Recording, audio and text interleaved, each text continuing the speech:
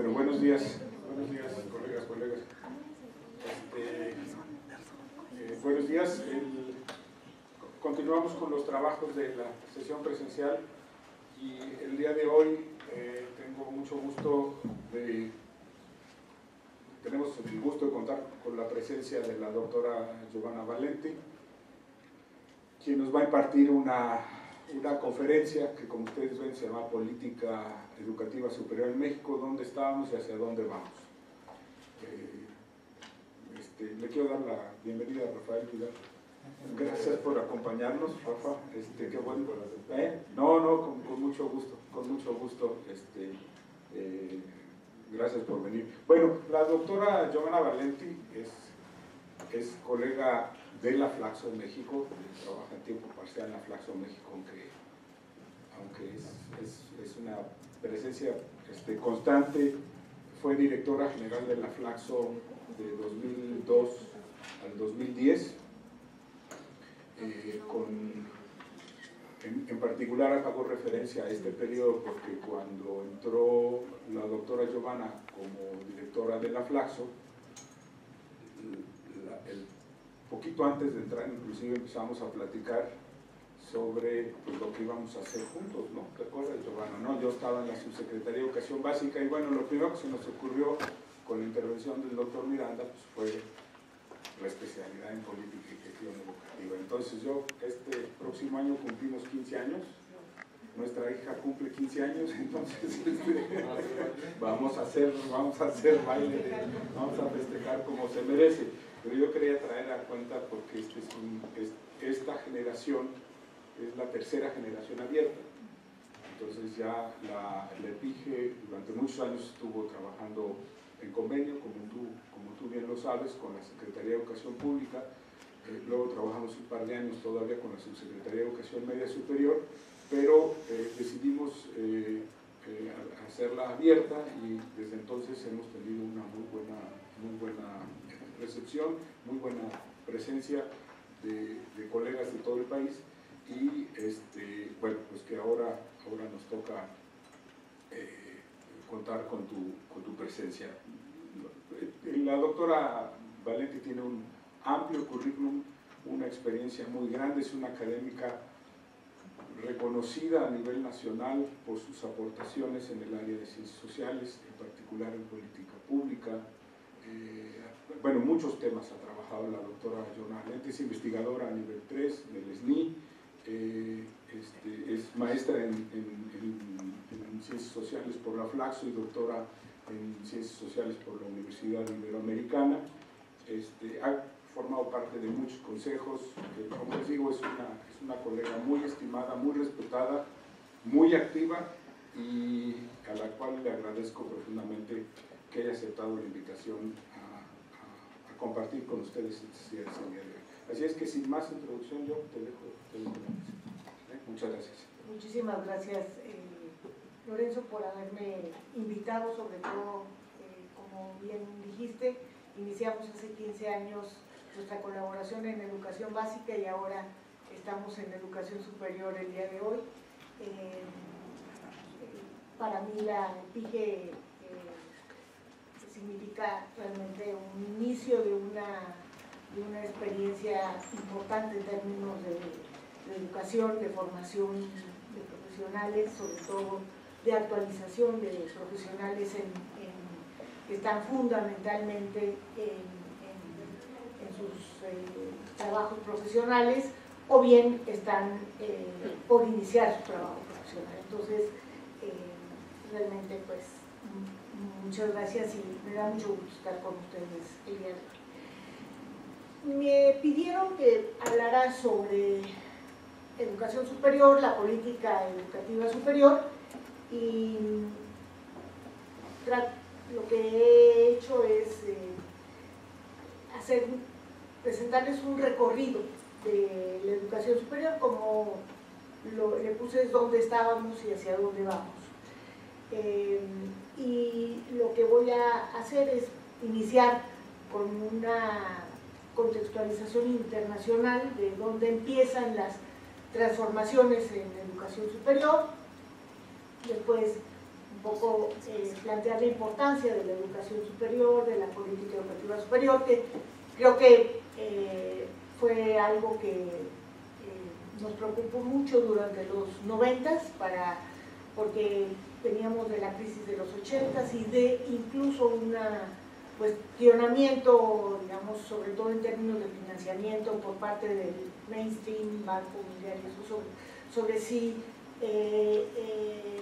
la pertinencia de apoyar a la educación superior con un gasto público importante. Después, el recorrido de los 70s y 80s, que básicamente, digamos, varios autores lo han denominado de la planeación a la evaluación, la nueva orientación de la política que inicia definitivamente en los 90s, tanto de educativa superior como de ciencia y tecnología. Voy a decir qué parte de la ciencia y tecnología le toca sobre todo a la política educativa superior, los principales rasgos, sobre todo de 2000 a la fecha, algunos problemas y desviaciones que desde análisis de varios colegas, investigaciones, hemos identificado, y una agenda de política pública e investigación. Entonces, pues básicamente lo que plantearía es,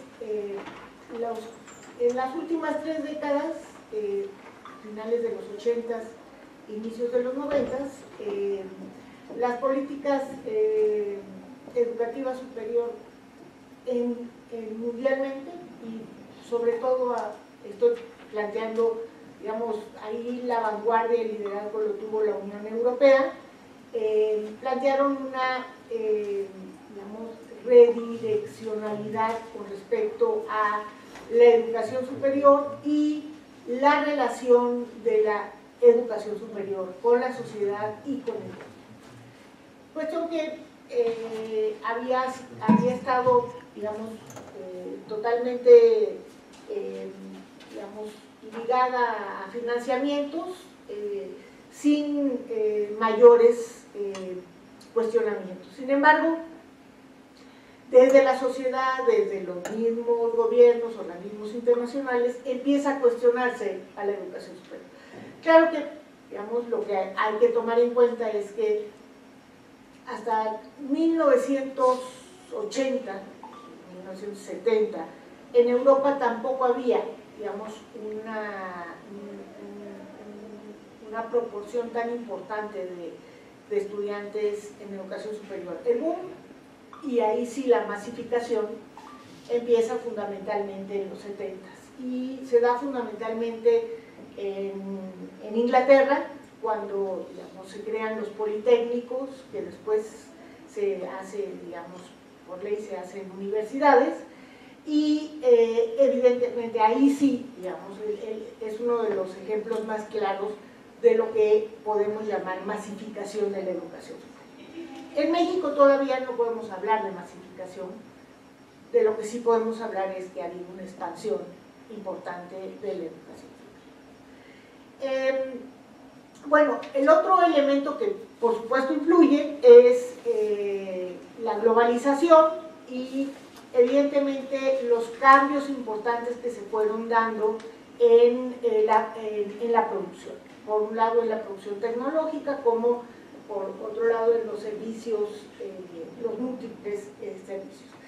En la producción lo que tenemos fundamentalmente es una orientación al uso del conocimiento, con lo cual, digamos, empieza lo que ustedes conocen como la sociedad del conocimiento, junto con lo que también se denomina la sociedad de la información.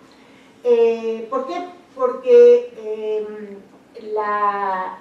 sobre todo la industria y algunas partes de los servicios empiezan a usar conocimiento que se conecta fundamentalmente con lo que se ha denominado la innovación. Es decir, digamos, lo que fundamentalmente tenemos a partir de los 80s en Europa, algunas experiencias en los 70s, es una economía basada en la innovación. Y esto lo que significa es mucho valor agregado, es decir que, digamos, la producción y las utilidades, sobre todo, digamos, provienen fundamentalmente del valor agregado, y esto fundamentalmente tiene que ver con el conocimiento y con los desarrollos tecnológicos. Entonces, evidentemente estos elementos hacen que haya digamos, una mirada hacia la educación superior, a la ciencia y a la tecnología, y por supuesto, en la medida en que crece el gasto público, también una digamos, mirada de la sociedad sobre la pertinencia de ese gasto público. Y bueno, ahí lo que fundamentalmente tenemos es que se establecen nuevos y muy refinados sistemas de control, que fundamentalmente, digamos, es la evaluación, lo que se denominó el Quality Assessment, que se instaló fundamentalmente en estos países y que era la evaluación de calidad, y junto con esto se introdujeron teorías gerenciales. Toda la teoría del management empezó a plantearse obviamente con cuestiones muy positivas, pero también con elementos críticos acerca de cómo eran vistas las universidades en términos de digamos, de su gestión, como, digamos, más desde el management que, digamos, desde el sentido de lo que es una universidad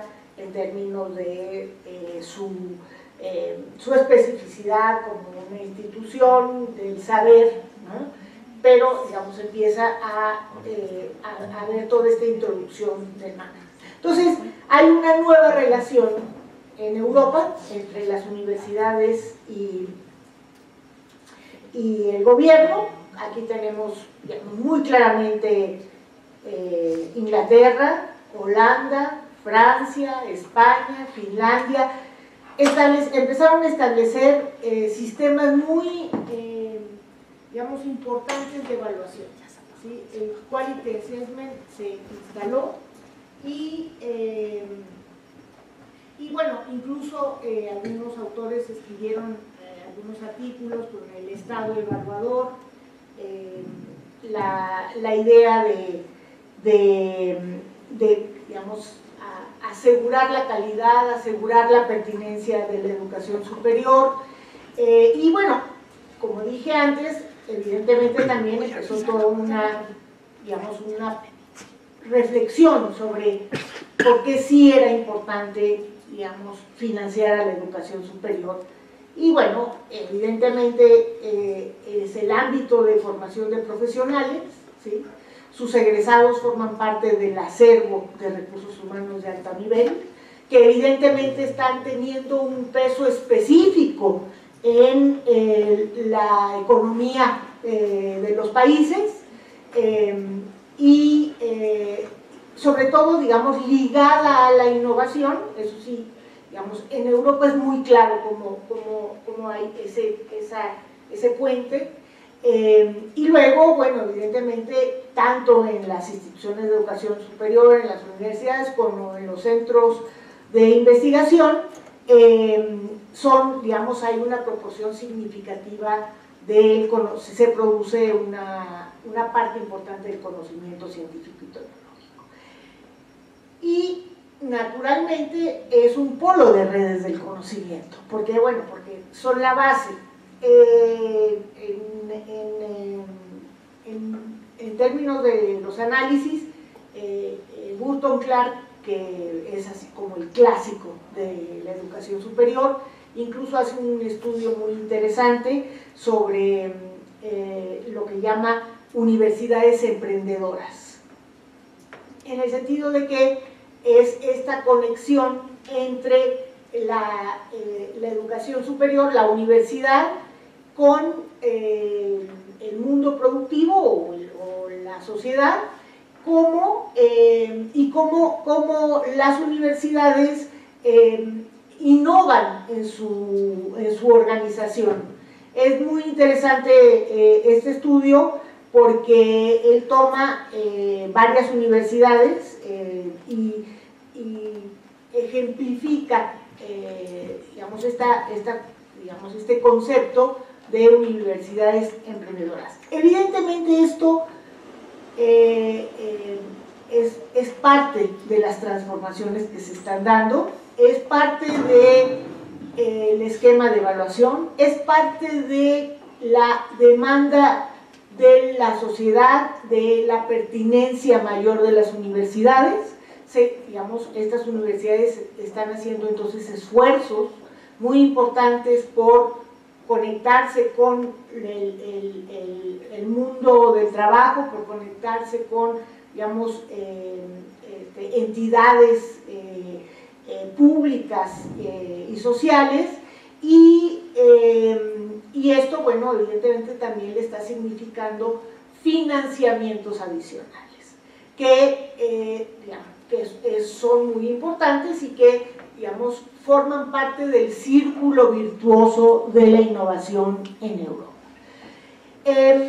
Los acuerdos de Bolonia, que ustedes conocen, son acuerdos supranacionales, donde, digamos, sobre todo, digamos, para hacer este espacio común europeo, se hacen y se establecen modificaciones importantes en los ciclos de formación, el famoso 323, que tiene sus ventajas, pero también, digamos, ha tenido algunos problemas, y entonces hay una posibilidad de un tránsito, digamos, mucho más fácil entre los egresados o los estudiantes de las universidades de los diversos países de la Unión Europea.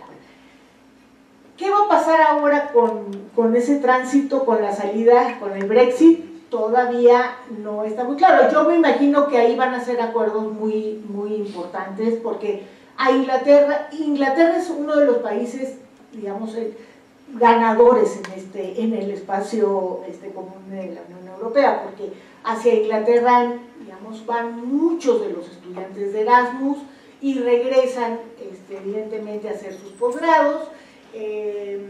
Las otras universidades también, para ser competitivas, han introducido, por ejemplo, posgrados en inglés. Alemania ya los tiene, Holanda principalmente, la misma Italia, que ha sido un poco también, digamos, muy resistente. Hay doctorados en las universidades italianas que son en inglés, o sea, digamos, son bilingües. Entonces, evidentemente esto sí cambió el espacio de educación superior, y hay otro elemento que fue muy importante, que fue la incorporación de la relación entre la educación superior y el mundo del trabajo. En esto digamos, hay una preocupación, yo diría, muy dinámica, de las universidades. Obviamente, digamos, hay diferencias entre los países, pero se han hecho estudios comparativos, se ha incorporado mucho toda la cuestión de la pertinencia de la formación, digamos, el ejemplo y así más clásico es toda la cuestión de las competencias, pero sí hay una, digamos, creciente incorporación de la mirada hacia el mundo del trabajo. Y eso se inicia también en los 90s en Europa. Estados Unidos tiene un sistema que, digamos, es una entidad en sí misma. Digamos, el sistema de educación superior de Estados Unidos nace muy, digamos, vinculado a la sociedad, porque las universidades están, digamos, son muy, digamos, federales, o sea, en el sentido de que están, digamos, no solo financiadas, sino vistas desde la óptica federal. Eso por un lado, o sea, la conexión es desde su origen en Estados Unidos. Y en su expansión, lo que hace Estados Unidos es, yo diría que la parte más esquemáticamente clara es que distingue entre los community college y las universidades propiamente, con lo cual evidentemente masifica su matrícula de educación superior, pero digamos hay como dos niveles de formación, uno que es mucho más profesionalizante o disciplinario y uno que es más ocupacional, que son los community college. O sea, digamos, no podemos hablar de profesionalizante, pero sí muy ocupacional.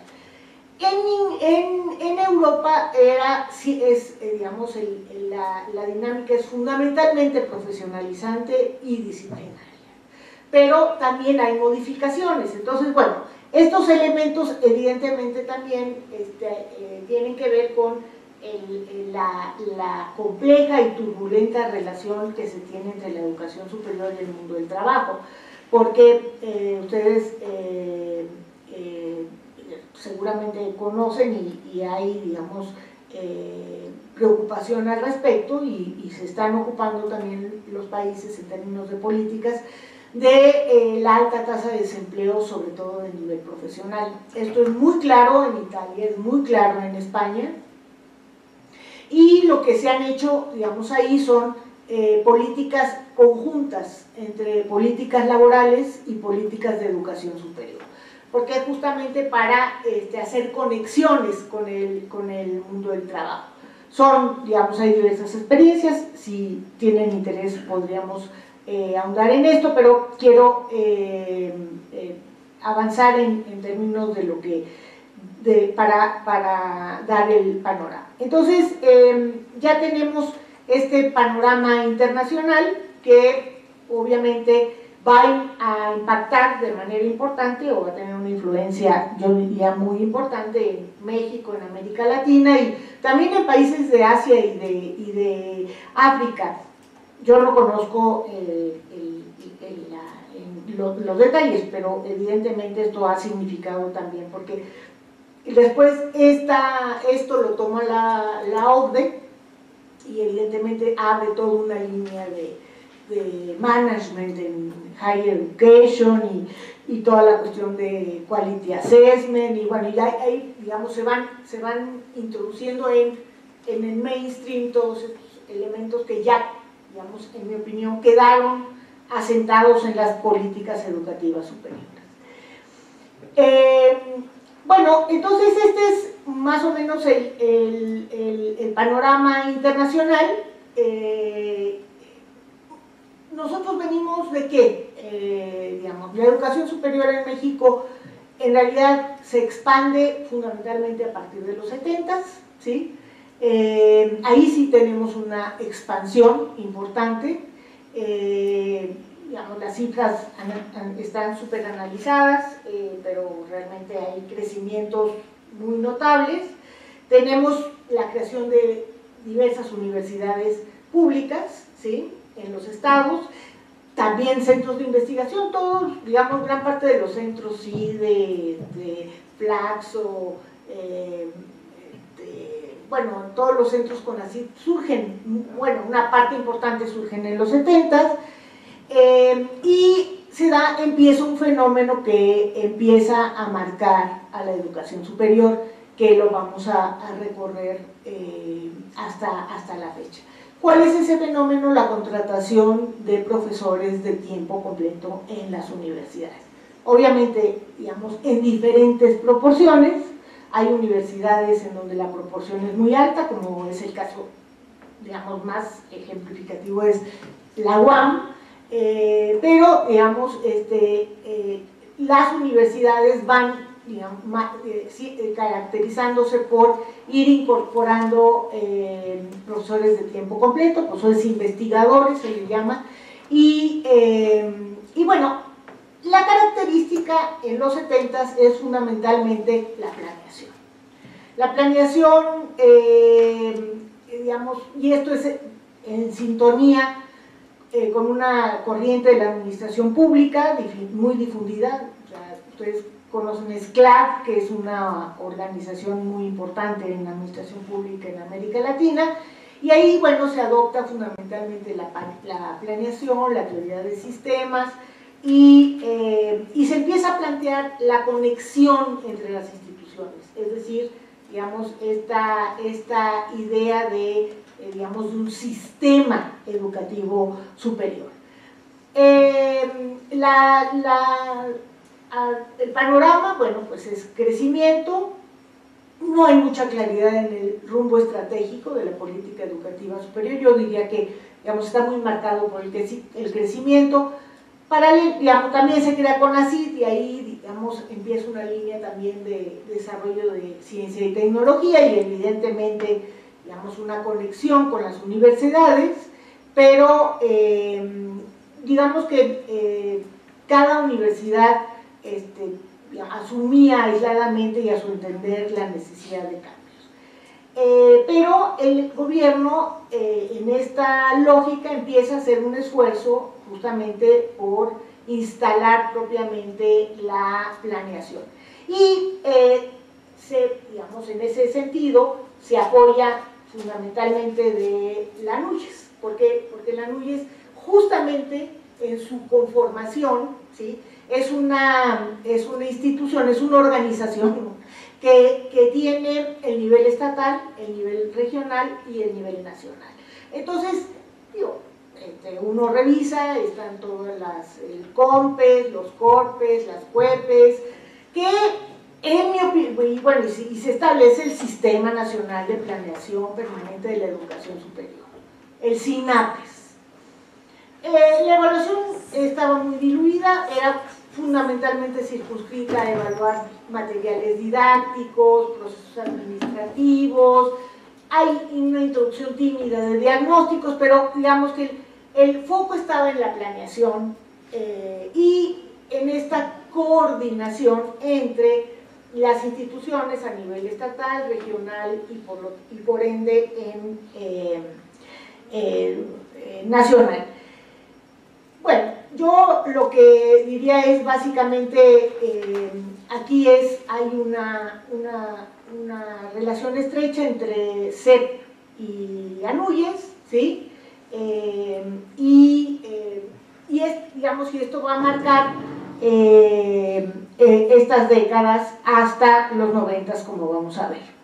El otro digamos, periodo que es muy importante en la educación superior, porque le llamamos la década perdida, porque ahí, digamos, realmente sí perdieron mucho las instituciones. ¿En qué sentido? Bueno, digamos que parte de lo que se había hecho o se paró o se echó para abajo.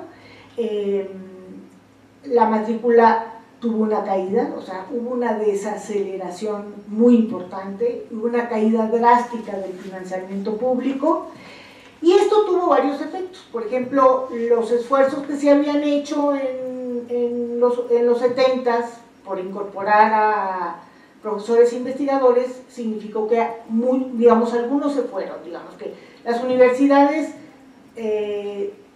digamos, experimentaron una pérdida de, digamos, investigadores en potencia, porque realmente, digamos, esto era nuevo y se estaba incorporando a jóvenes, y bueno, evidentemente debilitó la formación de la profesión académica, que es digamos que es como la clave de toda esta transformación de la educación superior. Y bueno, esto evidentemente digamos, significó que en términos de visión y de propuestas y de, digamos, y de poder realmente ir armando la investigación, la formación, fue una década que estuvo, digamos, muy anulada. Hay un elemento muy importante que lo voy a mencionar porque para bien y para mal. Para bien, ¿qué pasa? Se modifica el artículo 3º constitucional y se excluye a los sindicatos de los procesos de contratación, promoción y permanencia. Digamos que eso marcó de manera muy importante, digamos, mutatis mutandi, digamos, es un poco lo que está pasando actualmente en la reforma educativa actual para la educación básica. ¿Por qué? Porque el sindicato queda fuera de la, digamos, del establecimiento de normas y el proceso de ingreso, promoción y permanencia, quedan fuera. Esto, ¿por qué para bien? Porque, bueno, realmente el rumbo que han tomado los sindicatos universitarios, yo diría, no es el mejor. Yo no soy antisindicalista para nada, pero sí soy muy crítica de los sindicatos universitarios, porque, digamos, no han logrado realmente entender, o sea, colocarse en la lógica de ser sindicatos universitarios, y en muchas instituciones han hecho mucho daño. Aunque, por supuesto, debemos aceptar que también han protegido a los trabajadores, porque también han, digamos, ha habido casos, y hay también casos de rectores o de, digamos, instituciones que también, digamos, se pasan los límites de lo que es una relación laboral basada en un respeto mutuo, ¿no? Y que los trabajadores, por supuesto, tanto los trabajadores administrativos como los académicos tengan una, digamos, certidumbre con respecto a su contrato. Entonces, esto es muy importante, les digo, para bien y para mal. Para mal, ¿por qué? Porque esto permitió que se instalara, y ahorita lo vamos a ver, en los 90s, una política salarial que es sui generis, y ahora la vamos a ver más en detalle. Termino un poco, yo digamos, digo, es un poco salamándrico en los 80s, o década perdida, o la salamandra, porque en realidad hay cambios y nada cambió, ¿sí?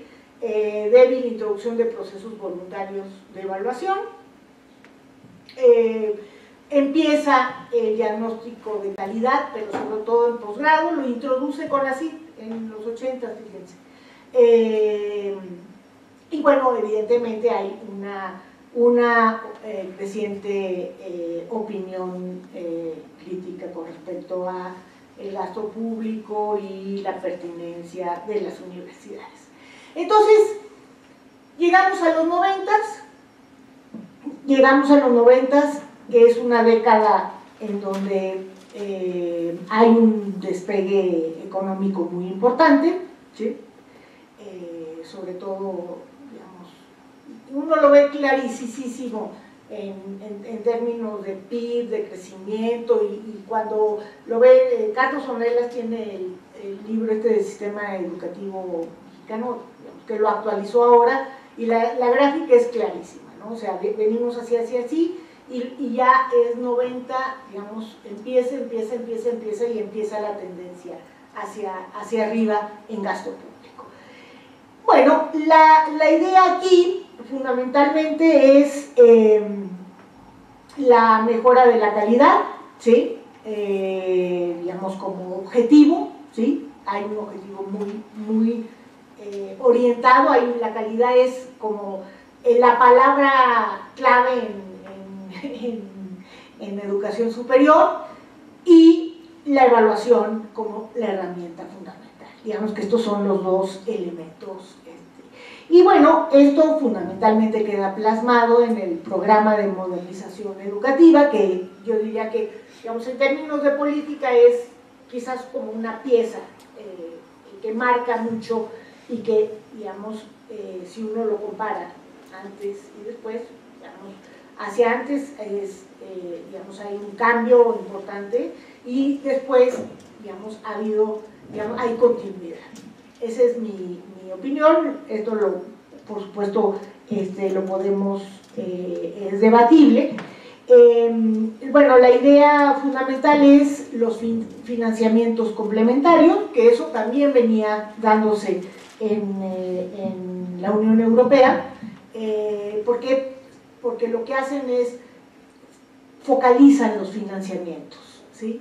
digamos que hay una parte que es, como le llamarían, digamos, el de siempre, ¿no? Que tiene que ver con salarios, pero hay una parte muy importante que es financiamiento complementario, que aunque no es muy grande, es muy importante. ¿Por qué? Porque las universidades tienen un poco margen de gasto en operación, entonces, porque los salarios se llevan una gran parte del presupuesto.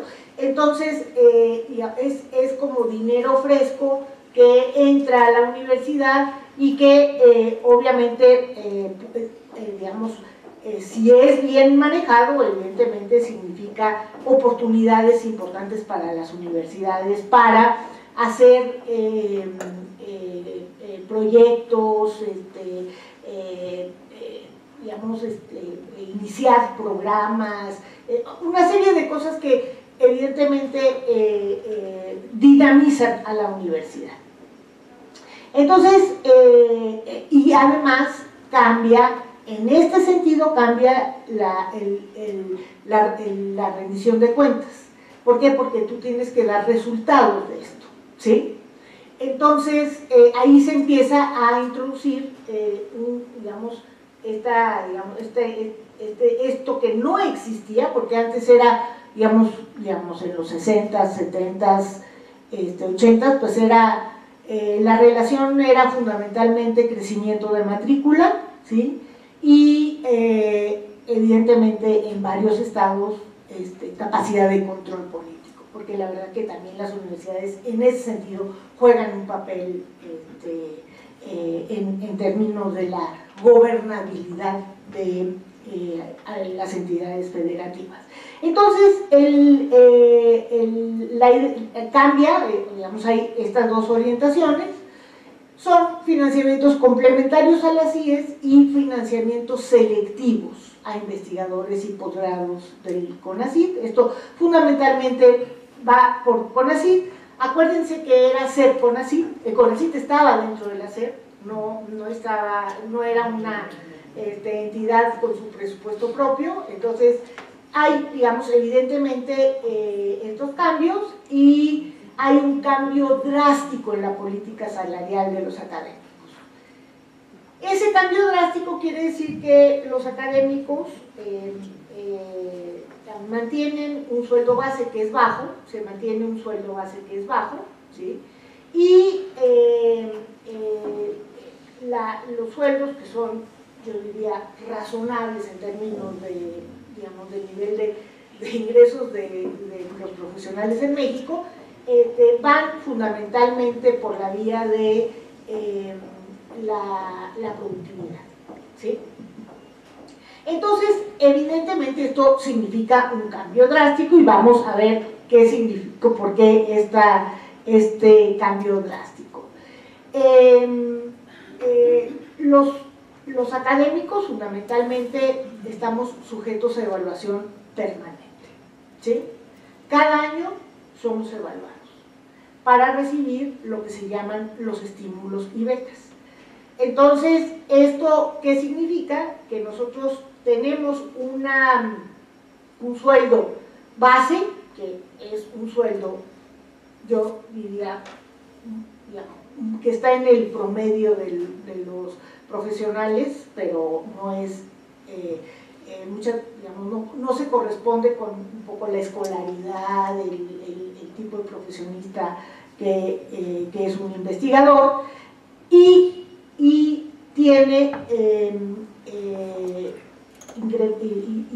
tiene una parte complementaria que incluso puede ser mayor que el sueldo base. De hecho, muchos de nosotros tenemos más por estímulos y becas que por sueldo base. Lo que pasa es que no es todos los años. Digamos, el punto aquí es que eso no es, digamos, no es fijo. Yo puedo ganar muy bien un año y el siguiente año puedo bajar de manera muy importante. ¿Por qué? Porque está sujeto a lo que produzco, ¿sí? ¿Por qué? Porque el SNI, digamos, está sujeto a evaluación sobre la base de productividad, y las becas y estímulos también. Entonces, hay 3 niveles de evaluación. La evaluación en los individuos, ¿sí?, que fundamentalmente es complementario de ingresos, eso así es, y que la figura son los estímulos y becas. Los proyectos de las IES para financiamientos complementarios y los programas de formación, licenciaturas y posgrados. Digamos que estas son como las líneas. Y ahorita vamos a verlos más en detalle. Y bueno, hay el institucional, que evalúa a los académicos, CONAEDA, que evalúa... Acuérdense que, a ver, como nos gusta mucho, son los sistemas nacionales de planeación y era el Sistema Nacional de Evaluación, que nunca funcionó el sistema, nunca, ¿no? ¿Quién sabe? No, se diluyó en ¿no? La evaluación, también había una evaluación de la política educativa superior, que yo supe que se hizo, pero nunca la conocimos, ¿sí? En algunos momentos, de pronto, aparecían y veías y todo, nunca se conoció. Y obviamente el CONACYT, que evalúa investigadores y posgrados. Entonces, aquí tenemos estos 3 ámbitos, ¿sí? Y voy a hacer, digamos,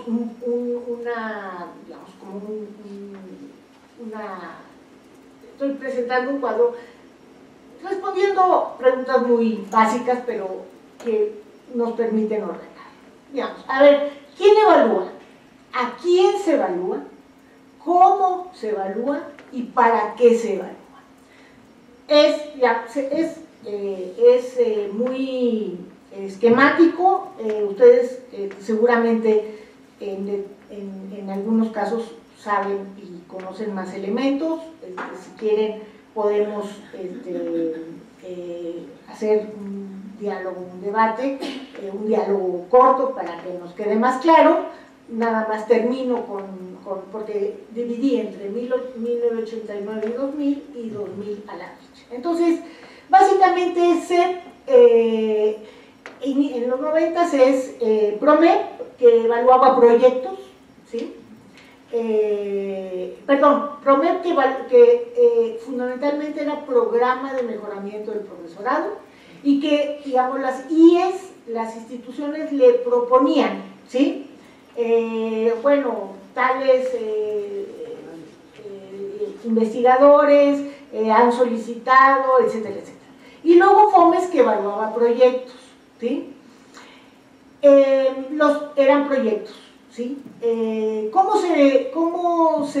Y bueno, obviamente eran las IES, proyectos de las IES, pero no eran las instituciones, eran los proyectos de las IES. Eran evaluadores convocados por la SEP y era financiamiento complementario. Aquí bien, o sea, el llamado financiamiento complementario, aquí está, ¿sí? CONACYT, pues el Sistema Nacional de Investigadores, que se crea en los 80s, el padrón de excelencia de posgrados. Son los posgrados, y aquí no dice, pero aquí debe decir también individuos, o sea, fundamentalmente es individuos y posgrados. También obviamente hay proyectos de investigación, pero digamos que la clave aquí, digamos, en términos de eso siempre ha existido en CONACYT desde que se crea, pero las claves son que se introduce el SNI y la evaluación de posgrados. Son comisiones evaluadoras que tienen lineamientos, que establecen las mismas dictaminadoras, que obviamente hay toda una discusión. Nosotros acabamos de hacer un balance de la evaluación del SNI y de la evaluación institucional desde la percepción de los investigadores, y evidentemente uno de los puntos, digamos, más debatidos es que los criterios se cambian, ¿sí? Y que tienden a homogeneizarse. Entonces, digamos, no es lo mismo la forma de de organización de la investigación, por ejemplo, en biomédicas, que la forma de organización en sociología y más aún en humanidades. Entonces hay toda una discusión que se ha venido dando y que tiene que ver con esta intención de homologación que no reconoce las especificidades de las áreas de conocimiento. Bueno, los criterios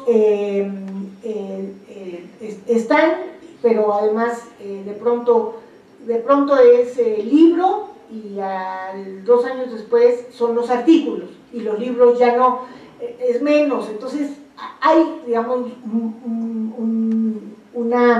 yo diría, cierto vaivén en esto. Los posgrados fundamentalmente son requisitos, eran requisitos. ¿Cuáles eran los requisitos? Eran tener un núcleo básico, con profesores que estén en el SNI, con posgrado, tener una eficiencia terminal arriba de cierto porcentaje, pero eran, digamos, fundamentalmente requisitos a cumplir. Bueno, aquí también de nuevo es para recibir compensaciones económicas, fundamentalmente los investigadores, y becas y apoyo al posgrado, ¿sí? Luego viene los CIES con AEVA, ¿no? Digamos que lo más destacado fueron los CIES durante un periodo. Eran las licenciaturas, fundamentalmente, una autoevaluación, una evaluación externa y un seguimiento.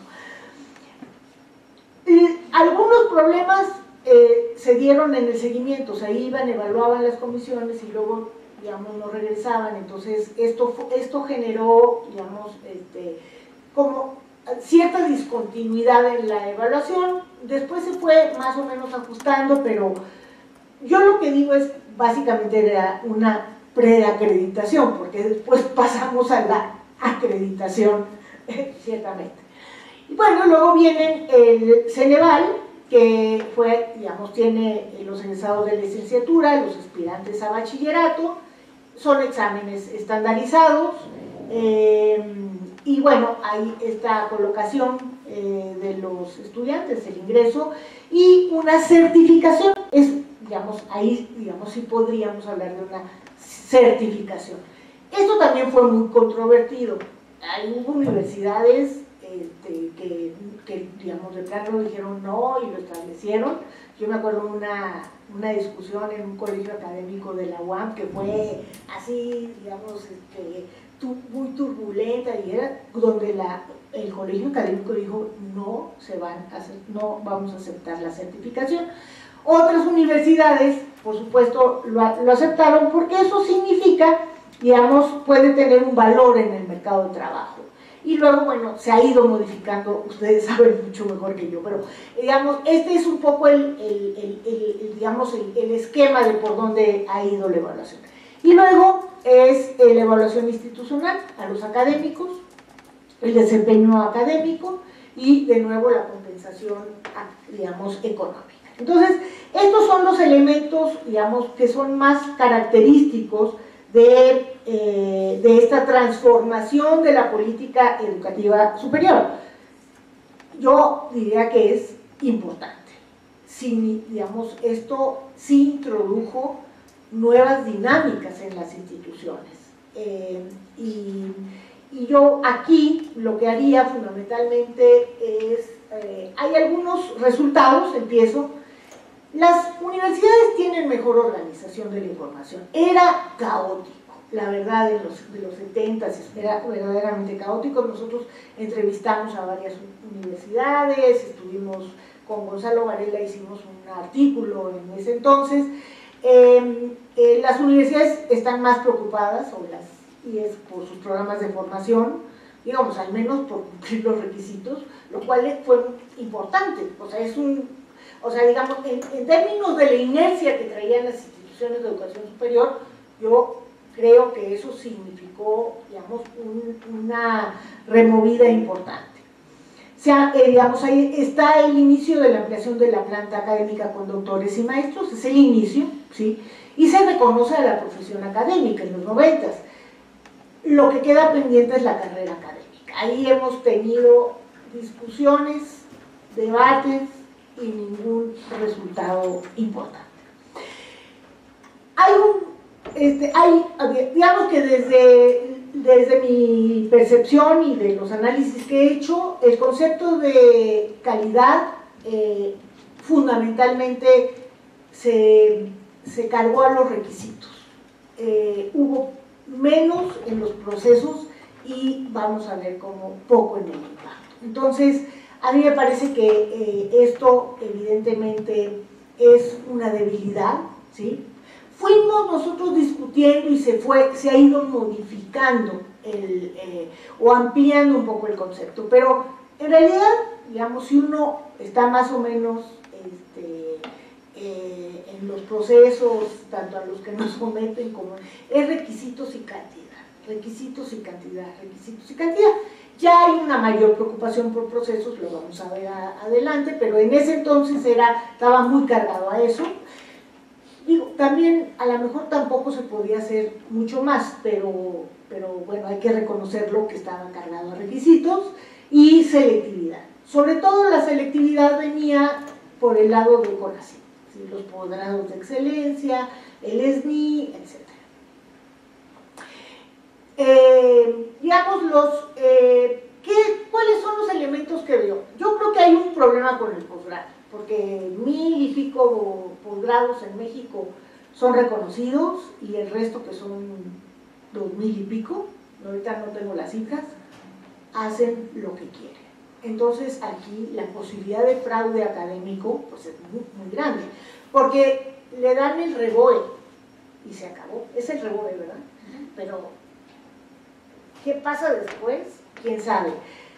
Digamos, hay una hipervigilancia de los posgrados llamados de calidad y lo demás es tierra de nadie, porque ni CONACYT ni la SED están ocupados en esto. Bueno,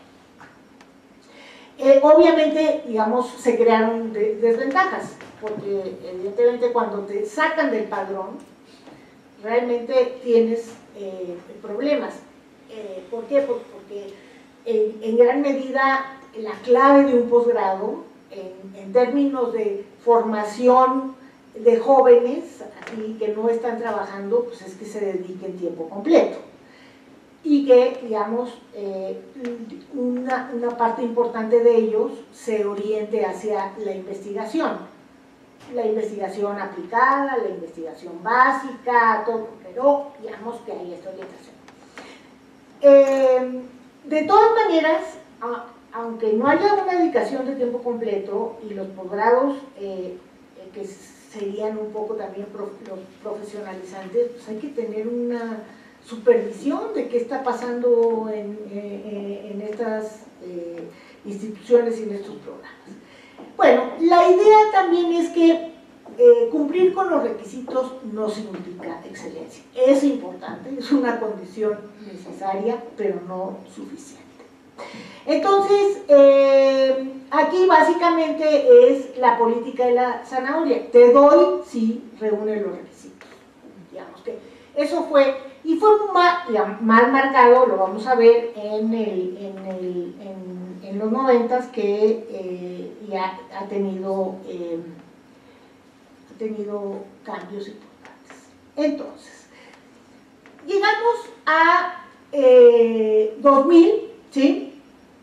En 2000, primero voy a poner lo que teníamos y luego ya vamos a revisar. 2000 es COPAES, ¿sí? Que COPAES evalúa, o sea, acredita a las agencias, o sea, hay todo un sistema, ustedes lo conocen mejor, pero digamos que surge esta entidad y, digamos, yo diría, ¿eso qué significa? Que se consolida la acreditación de las licenciaturas, y ahora todas las universidades están preocupadas por la acreditación, incluso la UNAM, que siempre la UNAM quiere quedar aparte, incluso en la UNAM, Y bueno, obviamente Copaes da los lineamientos y podemos ya ahora, digamos, es propiamente acreditación, no quality assessment, sino propiamente acreditación. ¿Por qué? Porque los CIES era, digamos, más esta autoevaluación, la evaluación, y no había repercusiones. Aquí sí, si no pasas, no te acredito, ¿sí? En los CIES no había repercusiones, digamos. Podría, digamos, un poco la repercusión, pero la verdad, digamos, así como pasa ahorita, no. En CEP es PIFI y ahora PRODEP. ¿Qué pasa con CEP? Se instala el PIFI, que sería lo que era, digamos, no, obviamente no es, es otra cosa de FOMES, y está muy orientado a desarrollar las capacidades de gestión institucional, ¿sí? De hecho, digamos, los proyectos tienen que estar, digamos, sobre la base de una planeación estratégica, institucional, digamos, y ahí se apoya programas de información, digamos, hacer un laboratorio, desde eso a ciertos proyectos que son más institucionales, etc. PRODEP introduce lo de los cuerpos académicos, o sea, desde PROMEP, lo cual, digamos, es un paso, porque siempre tendríamos esta visión más individualizada, es el individuo, ahí hay una introducción de cuerpos académicos. Debo decir que el apoyo es muy reducido, pero bueno, de todas maneras, existe y eso también, digamos, es positivo. Son pares nombrados por la SEP y pares nombrados por la SEP. Financiamiento complementario y apoyo de becas y apoyos económicos a los cuerpos académicos. Y luego viene CONACYT, que sigue con el SNI, luego fue el PIFOP y luego el PNPC. Ya puse PNPC porque en eso estamos. Investigadores y posgrados, ¿sí? Pares nombrados por CONACYT y becas y apoyos. Entonces, bueno, este es, digamos, del 2000 a la fecha lo que ha pasado. Entonces, ¿cuáles serían, digamos, los principales rasgos que tenemos? Un crecimiento sostenido de la matrícula de licenciatura y posgrado, una introducción de la lógica de planeación en la gestión institucional, lo cual me parece positivo. O sea, primero, digamos, estuvieron obligadas a organizar la información y tener su sistema más. Ahora hay lo cual me parece positivo. También hay autoridades educativas más involucradas en la gestión de la calidad de las CIES, porque los PIFI son presentados por los rectores, lo cual me parece bien porque hay un involucramiento, digamos, al menos, digamos, y un compromiso, se comprometen. Se introducen estudios de egresados en las CIES, fundamentalmente a través de la NUYES. La SEP no lo hizo. Y estos estudios de egresados de nuevo se convirtieron en requisitos, porque ahora las acreditadoras piden, y también PNPC, pero digamos, seguimos en la línea de los requisitos. Mayor conexión entre investigación y formación en el nivel del posgrado. Aquí ya hay una mayor preocupación por el proceso, ¿sí? Es decir, estos investigadores top, ¿sí? Que, digamos, qué tanto están involucrados en el posgrado y, digamos, cómo repercute esto, la investigación, y se involucra a los estudiantes, lo cual me parece muy positivo, ¿sí? Avances leves en la vinculación de las IES con el sector productivo. Bueno, Cabrero hizo un libro antes de que fuera director de CONACYT, y la verdad que a partir de una encuesta que hizo, creo, la CEP, y la verdad que es bastante triste la realidad. Ajustes en los programas PIFI, PRODEP, etcétera. O sea, a ver, hay ajustes, pero no hay cambios, ¿sí? o sea, sustantivos en la orientación. Eso es lo clave, porque, digamos, te pueden decir, no, sí, no. La orientación sigue siendo la misma, financiamiento adicional ligado a evaluación. Continúan las compensaciones económicas de los académicos, que ya algunos colegas le llaman las transferencias monetarias condicionadas, que sería, digamos, lo igualan un poco a oportunidades, que también son transferencias monetarias, pero no hay incrementos de los salarios base. El CONACYT deja de formar parte de la SEP, tiene su propia partida, su propia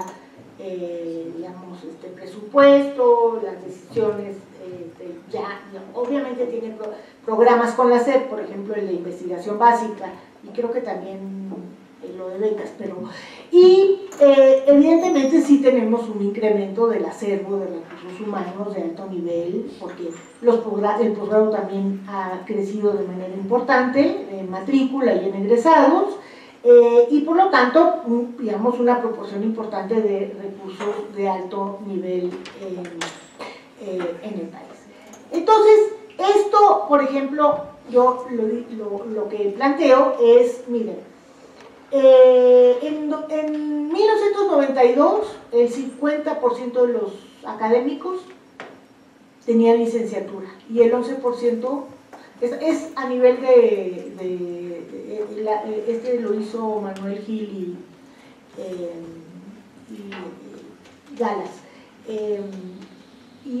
la verdad que sí es importante, disminuye de manera importante las licenciaturas y aumentan los posgraduados, se triplican los doctores. Yo creo que esto es muy positivo a nivel de universidades, evidentemente. Análisis ya más específicos, hay algunas tesis sobre esto, aquí en Flaxo, una así muy clara, cómo las universidades se aprovechan de manera diferenciada. Hizo una comparación un estudiante entre la Universidad de Nayarit y la Universidad de Hidalgo. Evidentemente la Universidad de Nayarit se quedó en la penumbra, y en cambio la Universidad Autónoma de Hidalgo sí aprovechó todos ellos. Entonces, aquí también, digamos, hay diferencias importantes entre las IES. Hay quienes se ponen las pilas y quienes se quedan más atrás por problemas, por supuesto, de gestión interna. Y bueno, hay otro buen resultado. Bueno, en el SNI ha crecido muchísimo, somos ya como 20,000 investigadores, y hay un análisis hecho por una colega que plantea, es González Brambila, Guadalupe González Brambila, cómo ha subido la productividad, ¿sí? Entonces, controlado, obviamente no es solo la productividad, el crecimiento es controlada, no es que crecimos en número, sino que crecimos en ser productivos, ¿sí? Los investigadores, lo cual me parece muy bien. Hay otros avances, pero estos me parecen muy importantes, que significa que se ha ido consolidando el perfil del académico, la profesión académica. ¿Cuáles son, a ver, las desviaciones o problemas? Las composiciones salariales a través de estímulos y becas han moldeado el desempeño de los académicos. Y aquí digo para bien y para mal. Para bien, ¿por qué? Porque digamos que sí se ha instalado una lógica del trabajo de investigación, ¿sí? CONACYT, en este estudio que hicimos, entrevistamos a 6,000 y pico investigadores del SNI, lo que dicen es que les sirvió para organizar su trabajo y para visualizar digamos, el quehacer académico. El SNI en ese sentido y las evaluaciones han servido, pero también han significado algunas desviaciones. Algunas desviaciones tienen que ver, por ejemplo, con que se ha individualizado mucho el trabajo académico. Y a veces los académicos están más preocupados por el SNI que por la institución. O sea, digamos que su preocupación es, no el compromiso, pero sí la preocupación está ahí. Lo cual baja el compromiso, evidentemente, con la institución. Otro problema es, no nos vamos, no nos jubilamos, porque digamos, jubilarse es bajar pero drásticamente el ingreso, ¿sí? Entonces, estamos atorando la renovación de la planta académica. Está atorada, porque además Hacienda no crea muchas más plazas, entonces eso es obviamente importante. Y además me parece que, digamos, también en términos de política educativa, y bueno, digamos, hay que también dar un reconocimiento a la profesión académica, y por lo tanto, digamos, no puede ser que nos mantengan 20, 30 años con la zanahoria y ya te jubilas y realmente tienes un ingreso que obviamente no es el ingreso que tú generaste durante. ¿No? Yo no digo que se mantenga un ingreso muy alto, pero el problema es que la caída es demasiado drástica. Bueno, un sesgo cuantitativista, esto en la investigación que hicimos hay mucho escrito sobre esto, lo ratifican, lo confirman los investigadores, se aprecian poco las aportaciones al conocimiento y a la toma de decisiones para lograr mayor bienestar social e innovación. ¿Por qué? Porque es la publicación, el journal, y cada vez más, ahora con la CIT ya incluso hizo una lista de los journals, ya hubo todo un debate, o sea, tú no puedes hacer ¿por qué? Porque entonces, digamos, es una cosa muy administrativa, o sea, el conocimiento pasa por muchas rutas, o sea, entonces yo creo que ese elemento es un cuello de botella muy importante, lo cual además ha llevado a que la investigación se vea en un solo carril, lo cual obviamente la producción del conocimiento en el mundo ya no pasa por solo un carril, no pasa, ya eso no existe, existe que, digamos, una interacción permanente entre los espacios fuera de los centros de investigación y las universidades, que a su vez, digamos, pueden aportar a lo que se está haciendo adentro, y a su vez lo que se hace en estas instituciones aporta. Entonces, hay una unilinealidad en el perfil que evidentemente no está ayudando a dar un paso hacia adelante, porque ya tenemos, digamos, ya México tiene un acervo importante de investigadores, pero no está ayudando a dar un paso importante. Continúa la centralización de la actividad científica y tecnológica, hay polos, pero casi nula supervisión de la oferta de posgrado, ya lo mencioné.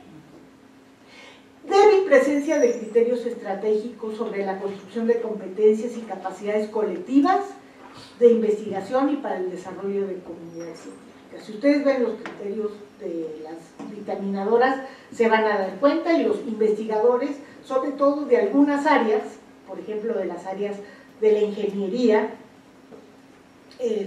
lo que plantean es que realmente no se está valorando sus aportaciones.